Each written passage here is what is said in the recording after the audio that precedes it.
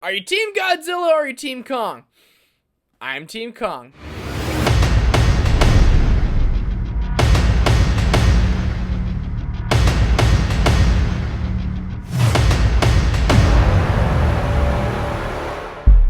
What is up, film geeks? My name is Trevor. Welcome back to my channel. Today we are talking about Godzilla vs. Kong, one of my most anticipated movies of the year. Join me down below in the comment section. Were you guys excited for this movie? Did you love it? Did you hate it? I woke up at 3 a.m. to watch it. Was it worth it?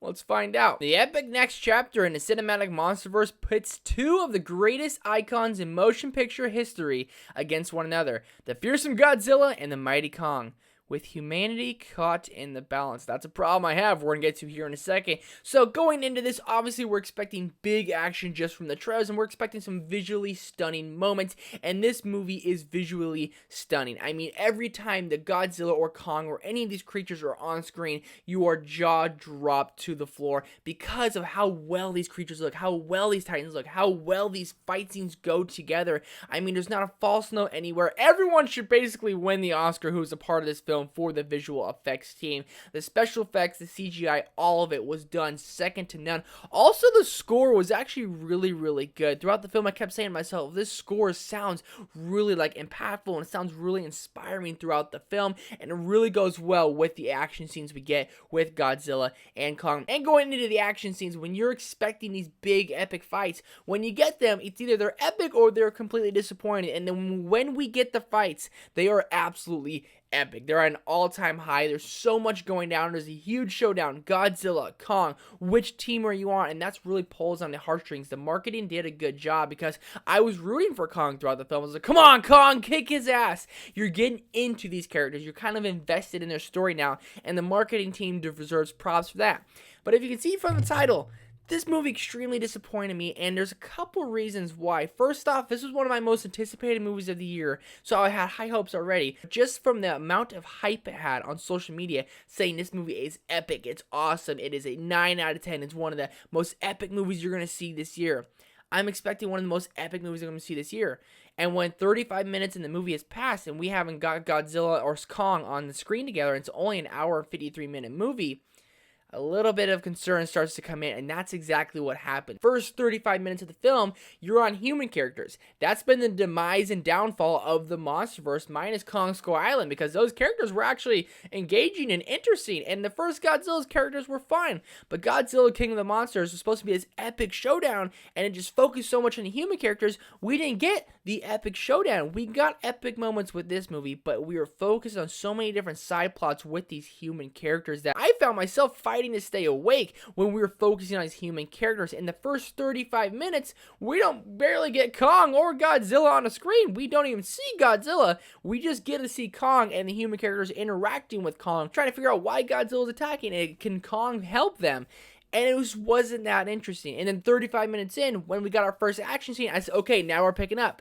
Then we get about a 5 to 10 minute action scene. Then it goes back to the human characters with all these different side plots. And this plot seemed extremely messy. And I get it's not a plot driven film, but every film should have a plot that at least makes sense. And this plot just didn't really make sense. I was watching it with a friend, and we were both talking about, like, what's going on here? Where are we exactly? What is even happening right now? What is the objective with what we're trying to do? How do we get to this point? The plot seemed all over the place with these human characters that I was like, this doesn't really even make sense for the overall progression of the story. And certain things did when we found out later, but certain times you're kind of going, what are we doing here? And the adventure with Millie Bobby Brown's character, that one is what really lost me. Every time they were on screen, I was like, okay, we can kind of move on from here, because their objective didn't really seem all that high and mighty. And the epicness of this movie when they had the fight scenes did what at times was cool. But before the movie started, I was talking with a friend, and I literally predicted exactly how this movie was going to happen. I said, they're going to fight, this is going to happen, this is going to happen,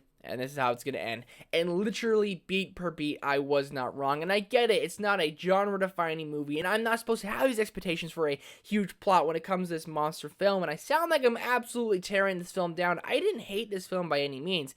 I just wanted it to be a lot better than it was. The action was great. And obviously, the visual effects were stunning. And I really did enjoy the score.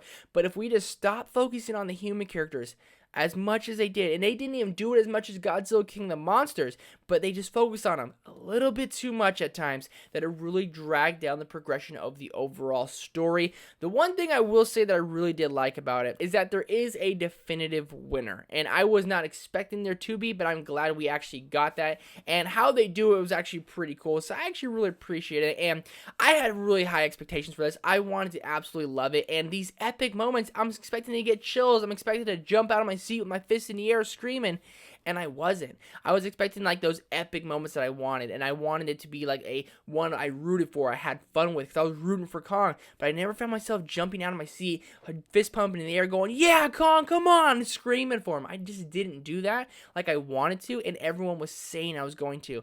This film is another victim getting hyped up by the masses. It's getting overhyped by literally everyone saying it's an awesome spectacle. You go and see a movie after lots of people already have, your expectations are always higher when you're seeing everyone's reactions, and I didn't hate this film. I didn't love it. As for my score, I'm going to go a solid 60%, a 3 out of 5 over on Letterboxd. I didn't hate this movie. I just wanted to love it a lot more. I was expecting at least a 4 out of 5, if not a 4.5. A fun, action-packed movie. But for Godzilla vs. Kong, I'm not sure if I'm going to want to rewatch this one. I didn't hate it, but by no means did I love it. What did you guys think of this film? If you guys liked the video, hit the thumbs up button for me. I'm assuming I'm going to get lots of dislikes on this one, so if you dislike the video, hit that dislike button for me. It all helps out in the end. Thank you guys so much for watching. Lots more videos coming. A Monsterverse Ranking coming soon. I didn't hate Godzilla vs. Kong. I just wanted to love it a lot more than I did. Alrighty, a Monsterverse Ranking coming this afternoon. Thank you guys so much for watching. I'll see you next time.